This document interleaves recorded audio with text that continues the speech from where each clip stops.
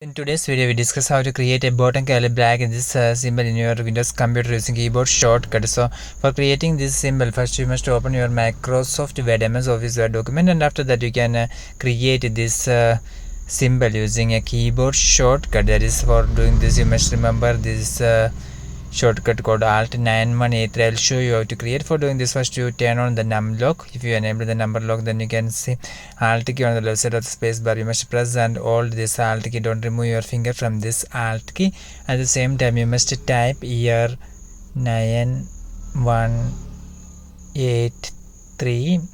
After typing 9183, you can release your finger from this Alt key. So now you can see that this symbol have been arrived. Hope this video helps you. For more videos like this, you can subscribe and stay with Engineer Cell Online. Thank you.